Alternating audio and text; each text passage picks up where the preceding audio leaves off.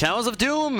We are in semi-final number 2, winner bracket obviously, of qualifier number 4, and it is our starting map between the Cats and the Raiders. Now again, to just wrap this up real quickly and let you know where we are now in qualifier number 4. We have 15 heroes that are pre-banned. Qualifier number 3, we had 12. So 3 more were added now that we are in the next qualifier, and those 3 heroes that are banned for the entire tournament as well now are Johanna, Sylvanas and Junkrat. All of these heroes cannot be played again.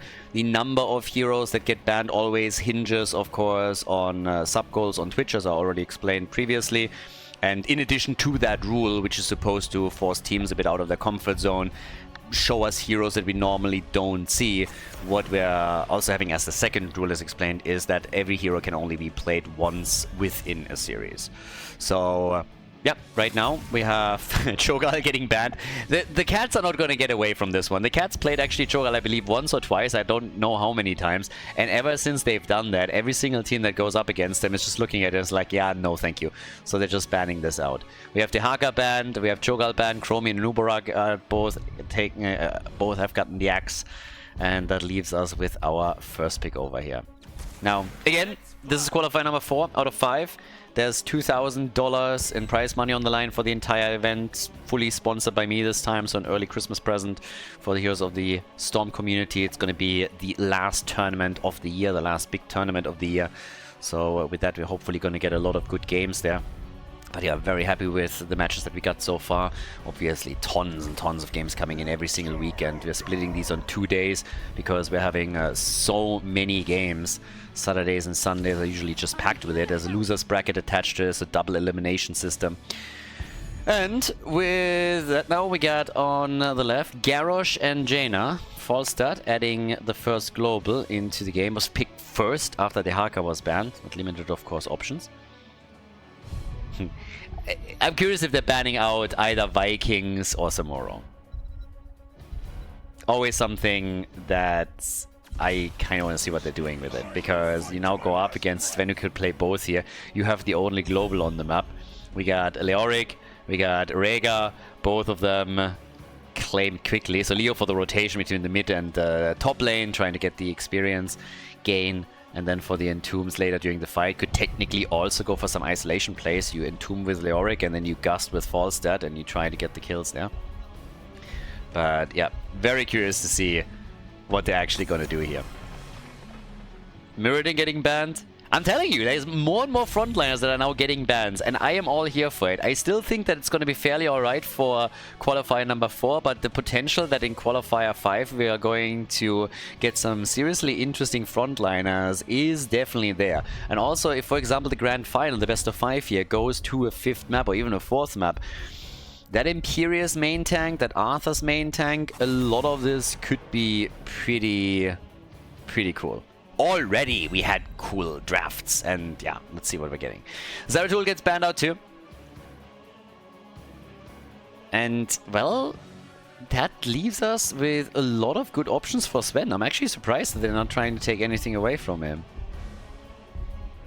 Wouldn't put it past him to just pick last and try and surprise them here. Ah, he goes for the Vikings already. So yeah, there's the Vikings. Vikings and Samoro were my 2 picks for him, but he goes for the Vikings right away. And yeah, I like it. I mean, we've seen so many Viking games in the 4 qualifiers, and it's awesome. I love myself a good Viking game. It's real fun. It's really, really nice. But okay, so we have the final 2 picks for the Cats. I mean, I think it's fair to say that the Raiders are the favorites here. They've been playing exceptional games during all the qualifiers. They really stepped it up big time. And we'll see if maybe the Cats now can take them down here, or if the Raiders just continue their victory streak. Obviously, whoever loses here drops down into the lower bracket, but we still have in the next round the Saboteurs waiting. So whichever team makes it to the winner bracket final would face off against them. Nano as our final pick as we're heading into game number 1. Still a couple of choices for him. Mages, obviously, one of the picks that we're getting a lot from him, but not exclusively. Gul'dan on the other side talking about mages, and here comes Tychus. We seriously underpicked right now, but that sets it up for game number 1. Cats against the Raiders, ladies and gentlemen. Towers of Doom. Game number 1. The Raiders on the left with Sven on the Vikings. We get Nano on Tychus, Johan on Garrosh, Gia on Jaina, and Hunter on Deckard Cain. Tychus does not get played a lot yet, but might change, of course. On the right side, Drak here with Gul'dan. He goes into the Fellflame build. We have Captain Rex on Rhaegar, Onglio on Falstad, Krankle on Mal'Ganis, and we got Hiraeth on Leoric. Ready for game number 1. So, yeah, let's see who takes it. It's Viking control. That's the one thing that matters probably the most. As the games continue, the foreman of the blue team is going to try to wreak as much havoc between the mid and the bot lane as they possibly can. Maybe steal a couple of camps away, if possible. But it's the Vikings that we're really looking forward to, because they will change a lot here. Okay, that's a quick Garrosh kill, and I guess this is going to get followed by the old man being taken out. Later, Boomer, he's dead. At least they get a counter kill. Tychus moved a bit too far out for my liking then again. So, yeah. Can he kill? Killed by the minions! What a bloodbath. 5 kills already, this early. But look at this. The minions take down Rhaegar. That's what just happened there. So yeah, Leo falls, they get Cain falls, Tychus goes too far out, gets punished, and then it's Winion time. It's the Archer. Andy, the Archer, turns around and just right between the eyes gets the arrow in, and this is probably one of the funniest starts into a game that we've seen in quite a while. Johan is a bit confused, as it seems, doesn't really know if he wants to go in or out. But they're getting a flip on Rhaegar, and they might even get the kill here. Captain Rex is in trouble. He goes down. Mal'Ganis comes in deep too and tries to save him, but is likely gonna get murdered. And that is 4 kills now for the Raiders. What is this game? Guys, we're not even 2 minutes into the game and we have 7 kills. Not even 2 minutes, and it's 7 kills already. Both of the teams are absolutely going for it. Really gunning for every opportunity at a kill that they can possibly find. Now, we have the bigger they are on level 4. And down at the bottom of the map now, still Tychus doing his thing. I mean, he is not seeing a lot of play. Not at all. If you think about some of the tournaments that we had before Meta Madness started and how often Tychus was played, it's actually insane that with all of the pre-bans that we have, he isn't seeing more action. It's kind of crazy. But, well, it is what it is. So, Tychus currently sees gets a bit of love from Nano at least. But yeah, Falstad gets killed. They are picking up kills everywhere. Leo in the middle. If there's another grenade, but yeah, barely survives this. And now they're trying to go for Deckard Cain again, as the old man is already walking around trying to hit him with a stick here. They're trying to go for Rhaegar, and Captain Rex is on the run. Triple altar phase, of course, announced. I'm all here for it. If the entire series is like this, please give me 3 maps, because this has been very fun already. 8 kills, down at the bottom of the map, top left, top right. Very likely going to be an exchange, but the Vikings are, of course, interrupting this as best they can. So now we have 8 shots fired already, but there is still a chance that they can make a bit of a play here. And Johan is moving in for the interrupt, gets drained. But as long as they can delay this further, the better for them. Gia down here on the other hand gets murdered. They're trying to get the kill on Gul'dan. They can't. And that's 2 more kills for the Cats now. What is going on in this game? I mean, seriously. Level 7, another kill against Johan. Yep, we're at 10 kills now. It's 11. Oh my god, all of these guys are just oversized minions. Have we started the oversized minion mod where every single hero only has half his HP, or what's happening here? Gia pauses the game because they can't keep up anymore with all of the kills that are happening. They're trying to keep track, but it's just not a thing. Oh my god, like what on earth? Experience is still incredibly even too. So just looking at damage, we have 15,000 damage for Tychus. Again, reminder, we are not even 4 minutes into the game. Not even 4 minutes, and we have 15,000 damage for Tychus alone. You look at Falstad, he has 9,300. So, yeah, they are absolutely murdering this game. I mean, both sides, they're just exchanging kills, blow for blow, one hit after another, trying to get ahead here by any means necessary. It's 36 to 32 points in the core. We just simply saw the first altar phase, and it's already a blast. Yeah, some Vikings are obviously getting attacked too. And yeah, just as a bit of a side note, not a lot of globes for Sven. If you watch the games in this tournament, keep in mind the match that Hazu played and how many globes he got for the Viking Horde on the baseline. So Sven is lacking in that regard right now. He is trailing heavily behind. We are 4 minutes in, he only got 2 globes, so he is obviously going to get at least some more, but you can tell that there's a pretty big difference between what they've done. So interesting to say the least. He needs a bit more sustain as the game continues, or he is going to be taken out more and more by Falstead in particular, maybe even by Leorg as he's moving in. But yeah, a couple of additional globes would definitely do wonders for him.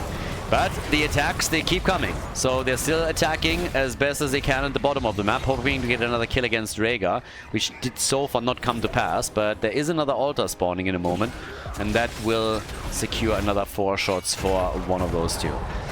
Vikings can still interrupt. As long as Forza is sitting at the side, you can at least partly deal with it.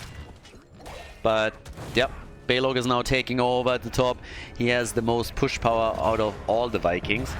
And the blue team already with a really nice setup that should allow them to get that channel for free. Yeah, not even contested. Not even contested with how the game is playing out right now.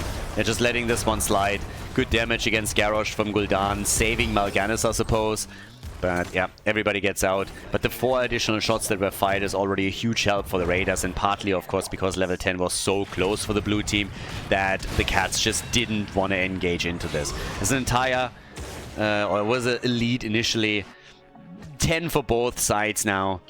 Maybe they were worried about the window. Maybe they just were worried that the Vikings would pull too heavily ahead if they get everybody down there at the bottom of the map. Alright, he snips it out, loses the Viking, but at least he keeps the camp. So, there's that. I mean, either way, is this bugged? How does he only have 2 stacks? Is that even possible? Honestly, I want to at this point just simply monitor if we, like, if he somehow, like, if this is bugged out, or if he really doesn't pick up any globes the entire time. Of course he's going to be zoned away sometimes, but yeah, Eric goes down, and he gets the globe. Alright, and it's bugged. Thank God. I was just like, there's no way. He got the globe, but that had to. Okay, so yeah, for some reason, I don't really know what exactly happened there, but at least that particular one is bugged and just like stays at 2. It would have been insane. 7 minutes into the game, you can't tell me that he hasn't picked up another globe. So yeah, we just double checked, and this is not going to increase anytime soon. So I take back what I said earlier. Sven, you are redeemed. We use you as a negative example of globe stacking, and the UI is apparently a bit screwed up here. Honestly, it's a bit of a relief because I was just looking at this, like, this isn't possible. Just imagine if that was real. Imagine for a second if that was real. Then basically Sven would be confirmed as an NPC. But yeah.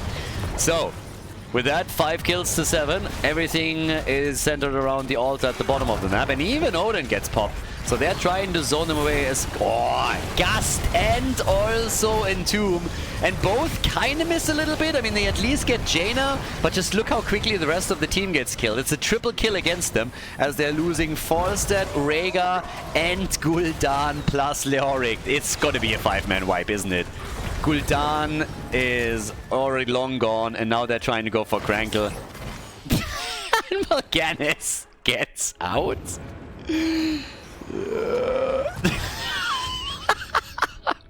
The nade to the face, and that is the end. But what a team fight. What a team fight once again. Just check this out. First, the Ancestral from Rhaegar. Obviously, Emerald is in play from Deckard Cain, so let's not forget about that. But yeah, big kills here on all sides, but it just seems that the blue team is, after all, able to pull ahead a bit. They have the opponent down to 24 points on their core. We have them also with an earlier level 13 level lead. Vikings still controlling the side lanes. So there is momentum that starts to build up for the Raiders. Vikings are still being lost all over the place, but so far they're still fine. Bit of a hit is coming. Gia riding into a battle majestically on the money pick. Piece of bacon that shits money. Doesn't get better than that. Definitely the best. And, well, there's a kill. I think Falstad is also gonna die. Yes! But that was still pretty sweet. So, Gia thought he had it, but he was like, I'm Jaina. I'm gonna kill the bird. She was hungry for some chicken McNuggets, and instead, Falstad just crushed her. Outplayed, son. Then again, Falstad died too, so at the end of the day, just trading kills. Still funny though. We have 20 kills, by the way. So 2 kills per minute currently. We're now 10 minutes into the game, 20 kills in total, and they are at each other's throat from start to finish. Look at this. Again, the aggressive invade over here. Before level 16 is ready, they want to go for it. So, yeah, they need a little bit more experience, and then they have level 16 talents just in time for that altar phase, even though I would assume that everybody is just going to pick up one altar. Yeah, they're still trying to get a hit here. Nano flipped forward straight into the entomb. Yeah, Garrosh griefing Tychus is what we just saw. He's like, I'm gonna throw you forward and he can kill them all. He's like, no, no, no, don't do that! And he's dead. So if you want to see it again, there it is. So there they chase. Flips. Entombed, horrified, and dead. Glorious. Johan walking away out of this one, also fantastic. What is this series? As a starting map, this is insane. 22 kills. Level 60 versus 15. Another flip. They're trying again for Mal'Ganis. The Vikings are still pushing and doing their best there. Like, Garrosh is flipping one after another, and this time finally went a bit too far out, so he gets killed. They're trying for a follow-up kill too, but they can't get that done. And Balog at the top still pushing. Now Sven needs to remember that he has a Viking on lane, or at least move him back because Falstad is coming. And yep, he's already retreating. As down at the bottom of the map, they're trying for Gia. Ice block is out, and oh, can they get him? They have the stun also. Oh, Gia crushing it. Holy shit. Gia absolutely destroying. Jesus. Slow down, son. Give him a chance. Look at this. Jaina just murdering them. Coming in, bam, straight to the face. And then getting 2 of them. And they turn it on Raygun. They kill him as well. Full on numbing blast value right there. Incredible. Absolutely incredible. So now they're starting to retake or to convert some of those bell towers over. We have at the top the Vikings in position for the channel with the triple altar phase up. This means that 10 points are very likely going to be removed from the red team's core. Channel is already starting up here. And yep, 10 points it is. Maybe even more. Depends if Falsa is going to be hit here. So yeah, they're down to 10 points now in total. At least they will be once that Olaf channels through at the bottom of the map, and only 3 shots fired on the other side.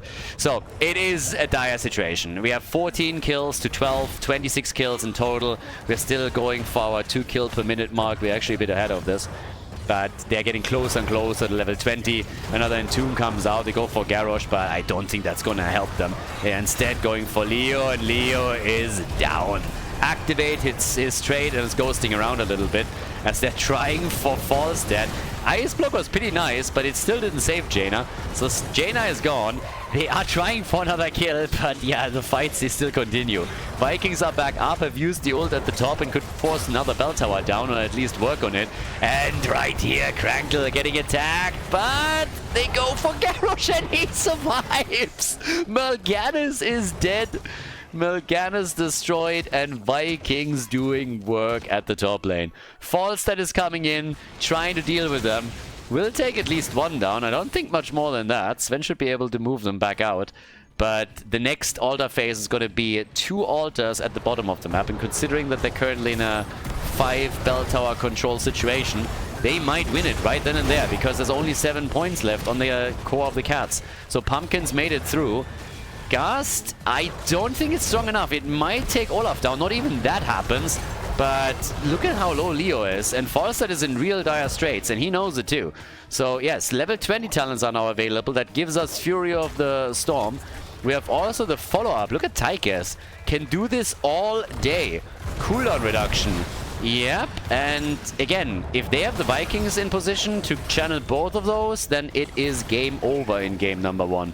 And it's currently looking like that's exactly what we're seeing here. Down at the bottom, Sven is already channeling. And now the red team has to throw everything that they have straight into the middle here. They only have 2 points left on the core now. And it is nearly unbelievable. But Garrosh dies. Garrosh dies, and that might just help them. At the top, though, another bell tower has just been taken. So, 6 bell towers to 2. Yeah, that ult came out a bit too late, but they're trying for Mal'Ganis, and they get him. 4 versus 4 now. Vikings are pushing in, can use the ult again if they really want to. The channels, they are consistently happening. Sven needs to be interrupted. Rexa's, yeah, the Rhaegar's coming in. Rexa's not even in the game, but even he's excited. There's still a level down. There's the Ancestral again. And Nano is just burning them away. 73,000 damage from Tychus in this game. 58,000 by Gul'dan. Deckard Cain is dead. And I guess it might be... I think they can maybe even take this altar. No, not like this. Not if Jaina takes him down. Gia is again on a killing spree, but he doesn't get any heals, so he's gonna die. Leo's trying to go down. There's the stun as they're trying to block Rhaegar. He gets killed too. 37 kills. And that's another one. 37 kills, and goodbye Leo, and that is game. What an unbelievable starting map into the series between the Raiders and the Cats.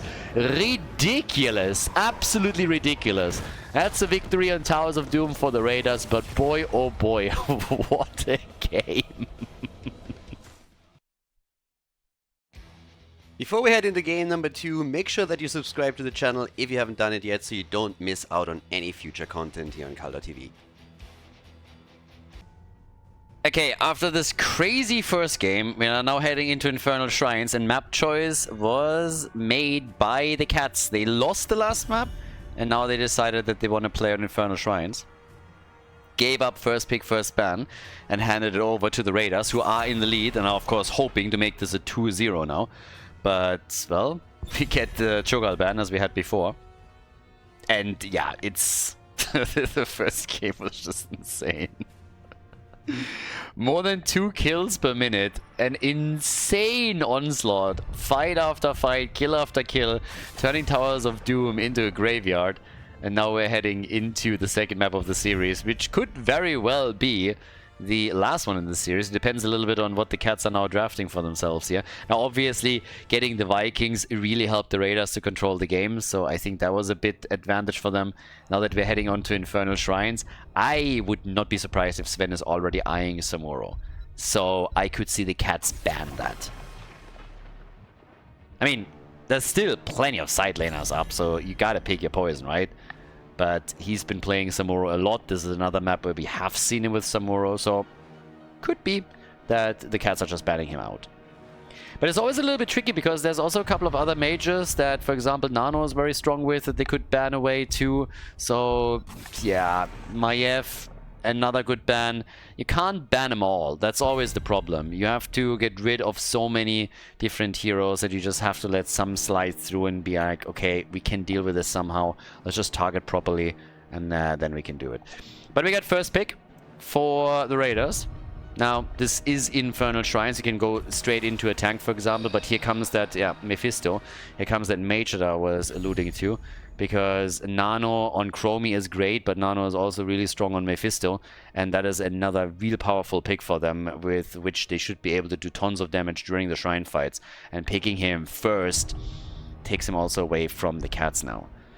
So, yeah, the red team, they need to win 2 in a row. If they want to go to the winner bracket final, they need to win two matches in a row now. If they drop down into the losers bracket, they still have a chance to make a run there. Definitely not impossible for them. They're a great team as well. But now we get Murden. We got Dehaka. Solid picks starting us off into the draft. Dehaka for side lane control can easily join those fights and get a good lick to as the AoE on the Shrine fights as well. And of course, on top of that, you can just like stack some CC too. Control the side lanes, get some experience, and so on and so forth. Sonya, spin to win. Spin to win on the Shrine and Malfurion. Good for zone control too. Like whenever you're funneling into the Shrine, Malfurion puts a root there or tries to prevent you from moving out whenever it's getting a bit too hot for the other team. Really good. Stukov is another one that can obviously fill a similar role. If he sees play, then you can just do that with your Lurking Arm. But Malfurion still a solid choice, and it already begs the question a bit on what we're getting as the main tank. You know what? One hero that's actually sad that we are getting Arthur's banner. I don't like that. One hero that hasn't seen any play today in the 4th qualifier, Stitches. Yep, Stitches has actually been played a fair amount, qualifier number 3 in particular, but even before that. So I'm slightly surprised that he hasn't been picked yet. Now, one of the reasons is, I guess, that the Akatsuki have played him a lot, Masquerade, but they're not part of this qualifier. They haven't signed up for this one. So that's, I guess, partly the reason, but there were more than only Masquerade and the Akatsuki who played Stitches. But he's definitely still a choice that is up there. Not necessarily right now, but something that we need to keep an eye on too when we're talking about what heroes are available, what heroes are likely to be played. Depends a bit on the map, of course, as well. Yeah, but Arthur's being banned, Arthur's and Sonya on the Shrine. I mean, that would have been a lot of control that they could have gotten there, particularly with maybe a triple front line. Karrigan, yeah, now things get serious. Karrigan, Muradin, Dehaka. Welcome to CC City, baby. And they counter with Medivh and Zul. Nice. So, against the stuns, you have the shield. You have portal control, and they have Zul now for additional wave clear. This could get wild. This could get really wild. So, the Raiders, they're throwing out a pretty sweet comp here. And we got Greymane as the final pick. Infernal Shrines, map number 2, everybody. The Cats against the Raiders. Prepare yourselves for battle. Yeah, and battle they'll do. On the left, Sven with Sonya. We got Nano on Mephisto, Hunter-Orc on Malfurion, Johan on Zul, and Gia on Medivh. Yep, a pretty sweet comp that they're playing here. Actually, a real fun one. I mean, Zul is obviously operating at the main tank here. A lot of this hinges on Gian, how well Medivh can portal them in, out, and use those shields. We're also gonna take a closer look at his baseline and see how quickly he can stack that. Whereas over on the right side of the map, the Cats currently playing with Drakia and Dehaka, Hirath on Karrigan. Yeah, all eyes on him. Muradin played by Krankle, Captain Rex on Greymane, and Onglio on Whitemane. Karrigan is the linchpin for the red team. If they are able to get her into a spot where she can get good combos out, they might have a good chance here. But she needs to be able to lock those comps in properly. Actually, stacking Perfect Storm on level 1 for Muradin. Zul has obviously some insane wave clear here. And they will use that between the lanes. Now Sonya is already up at the top lane, but just look how even without any real talents, he's already coming in and just slices the minion wave in parts. And yep, they're continuing here, but it's all about portals now. And where is Medivh? Barely coming in and saves the day. So Gia might not have gotten a single stack yet, but at least was coming in to save Zul. So again, there's a huge amount of CC for the Cats. An insane amount of CC. If they play their cards right, they can dominate team fights completely. Karrigan can lock them down. She went into Fury of the Swarm as the level 1 choice. We now have camps taken by both of the teams. Obviously, down at the bottom of the map, the Cats currently active and trying to take the neutral camp away, whereas over on the left, the blue team is grabbing theirs. But yeah, I am more than a bit intrigued to see how this blue team composition is going to work out and how well Gia can do here. He's a great Medivh player, but he will have to really pay attention to cooldowns and control them as best as he can.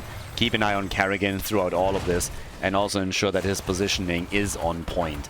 Now, we got with level 4 for the teams here. I mean, first of all, we're getting the Lurker Strain in. We have on top of that also the Grim Scythe. We're going to see a lot of that going on. So he's going to go into a ton of those, and later on the AoE clear that we're getting from Zul is going to be pretty incredible. And there's also, of course, a huge amount of self-sustain that he will be able to grab with that.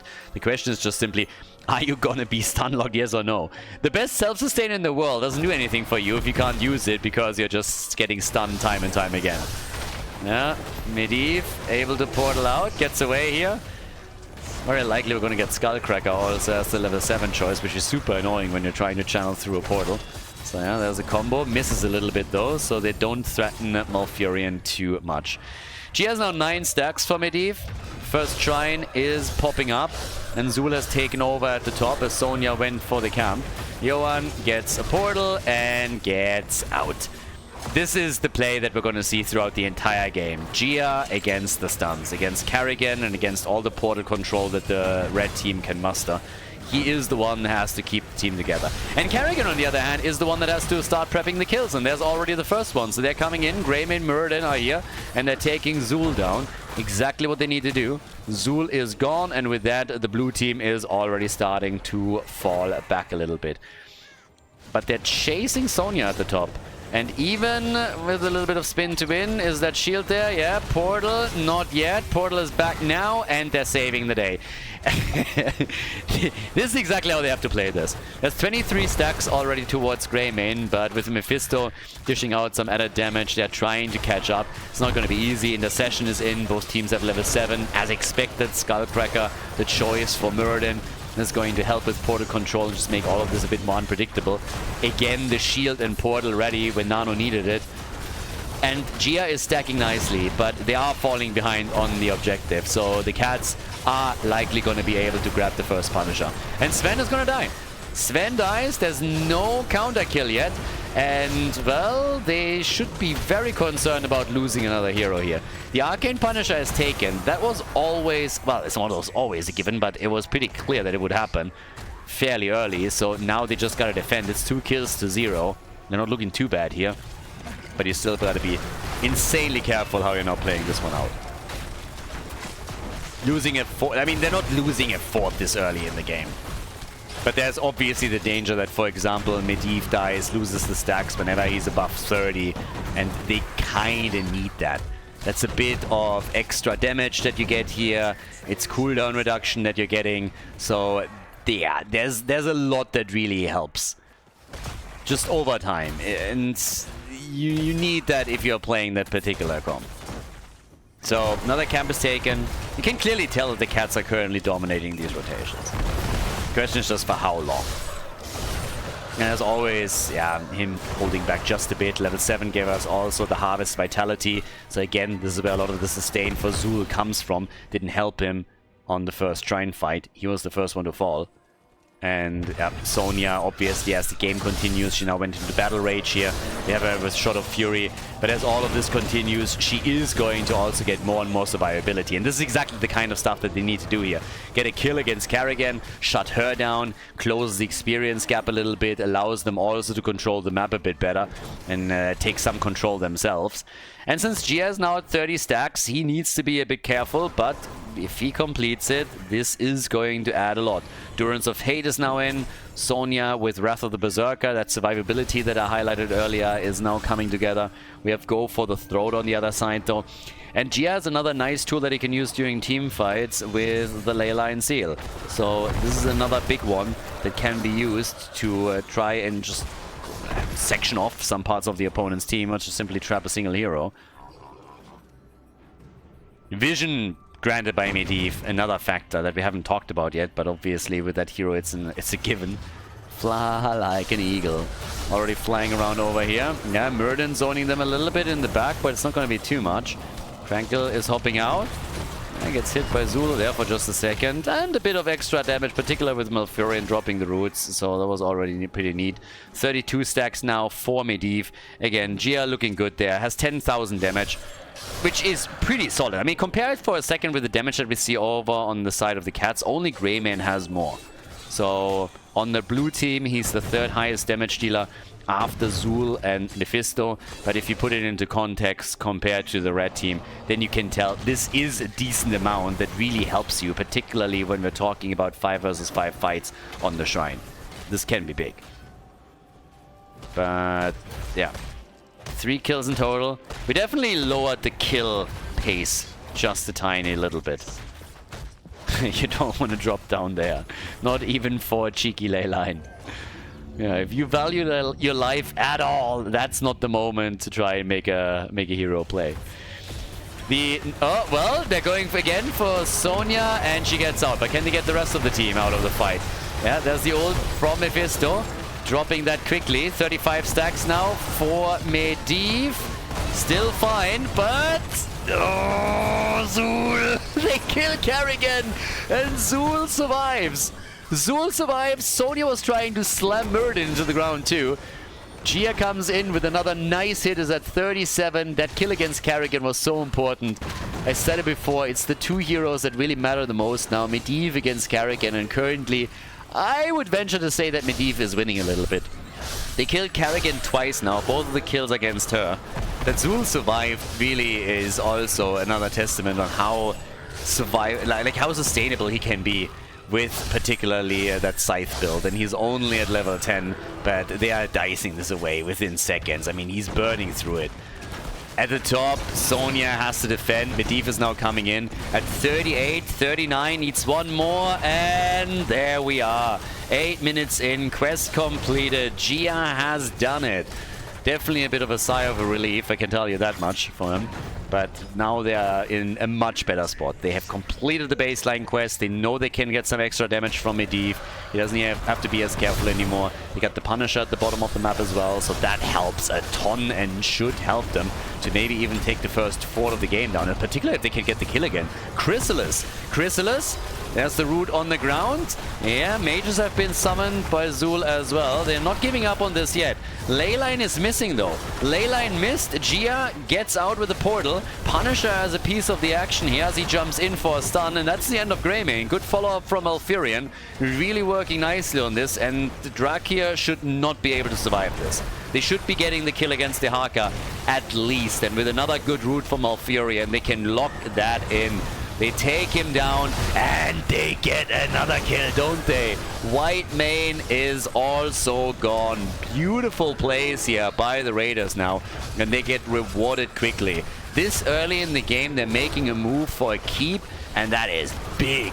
And Sonya isn't even here. Sonya is at the top and is opening up an opportunity to get another fort. So yeah, this is huge. They get a 10-minute keep, and Sonya has started to damage the topside fort. So this is fantastic for the Raiders. They snowballed that fight hard. And again, look at the damage numbers here. With 20,000 damage, he's pretty much drawing even with Zul, Medivh that is. And he is ahead of Karrigan, just barely behind Greymane. Gia is crushing it, absolutely crushing it. And Johan is murdering everything in his sights. Whenever he sees any minion wave, whatever it is, he is just obliterating it within seconds. It's 5 kills to 2, and they're looking just stellar in this. Now, don't oversell it just yet. That keep is obviously a big deal. But they have a 1.5 level lead, which also builds up to it. It's more so a question what the Cats are going to do once they have level 16 themselves, because I don't think that until then they are going to be willing to take a fight. I would be surprised if they do. Weaken is ready on level 16, which is of course also huge. We get the Rapid Harvest as well.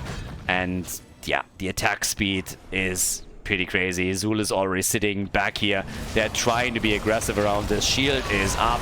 Could drop the ley line if they wanted to. Karrigan gets attacked. They're trying to get the kills quickly here.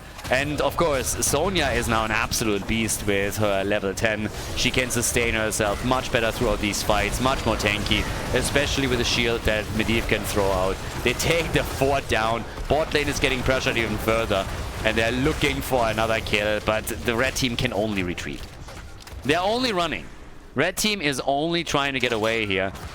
And here's another camp that is about to get taken. Yeah, looking great. The Raiders are going to be super happy with how the game's going. Now they just need to make sure that they're not throwing it either way. But this is the moment. This is the moment with level 16 where things could turn. Right now, the Cats have a chance. Even Talons, for the next objective, here's the opportunity. Here's the moment where you can try to turn this around a bit. Top side, they also need to deal with this. There's always something there, so nothing tracks the Shaman. Actually gets attacked now. But yeah, they get another camp, of course. The lead is still there. The lead for the Raiders is still there. They haven't lost it by any means. But it will still be interesting to see how exactly the Cats can now make a stand on the Shrine, if they are able to fight this out properly, or how it's gonna happen. Because the Punisher that we're getting now is also a frozen Punisher, which means that we are gonna see a pretty significant push. Each team still has a fort in the mid lane, which means that there's fountains still up in the mid lane, where you can sustain yourself a little bit more. But it's all about the next potential kill. Good damage also from Mephisto, of course. He's at 37,000. Easy top damage in the game. Nobody else is even close. Zul again coming in here. Muradin already in the back line. And Tranquility is out. They go for Kerrigan. And Kerrigan is dead. Easy kill. Easy kill and a disaster for the Cats. An absolute disaster. They're getting chased again. And now Muradin has to pop Avatar. If they don't get a counter kill, and it doesn't seem they do, then it's going to be in a world of pain for them. Leyline is out. They can go for Muradin. They're going for Whitemane. I mean, they're targeting everything in their sights right now. Whitemane is the first one to fall. Muradin is trying to get away here. Gets a nice Stormbolt, but I don't know if that is going to be enough to save him. They're trying to chase him even further. There's a camp at the top lane that is now also starting to push for the keep again. Dehaka is taking care of it together with Greymane. Muradin is still on the run and is trying to get out, but there's way too many heroes chasing him. So he falls, 8 kills to 2, nearly level 20. And it's a beautiful game from the Raiders. It's an utter disaster from the Cats. They had a chance here, but they need to get these stun locks in and take heroes out. And particularly Medivh, if they can maybe kill him a couple of times before he completes his baseline and just slow the process, that would help too. Now, it's obviously not that he's the main damage dealer or anything, but it's still a fair amount that he's chunking out here. And Gia has played such a fantastic game, always shutting the opponent down, always getting that shield out whenever it was needed, and allowing the portal to come into. So really nicely done by Gia. Big shout out to him. Was always clear from the beginning that with this draft he would be key for the team, and he more than came through for them. Now with level 20, we got the cold hand of death.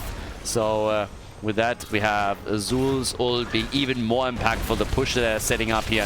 First keep has, of course, already been destroyed earlier. Now it's a frozen Punisher that in and of itself is already a problem. There's a lot of Khaldor here in the back. The keep gets destroyed and they can go for core, which is exactly what they're going to do. Muradin is down, so he is dead, and this is going to be a 2-0 victory for the Raiders. There is no stopping this anymore. That pain train is headed straight for their core, and they're gonna get murdered here. The Cats drop down into the losers bracket as the Raiders move on to the winner bracket final to face off against the Saboteurs. GG. Well played.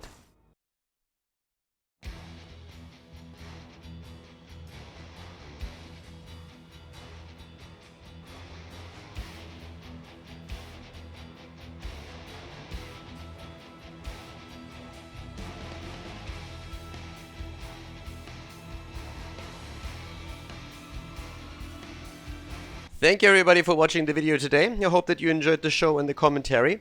And keep in mind that the spoiler protection that is going to run for the rest of the video is made possible by all the support on patreon.com. So guys, if you want to support my work, if you want to help me start new projects and keep the spoiler protection in place, please consider heading over to patreon.com/Khaldor. There's also a link in the YouTube description, and check that out. Thanks in advance, and see you guys next time with more esports coverage here on Khaldor TV. Have a great day.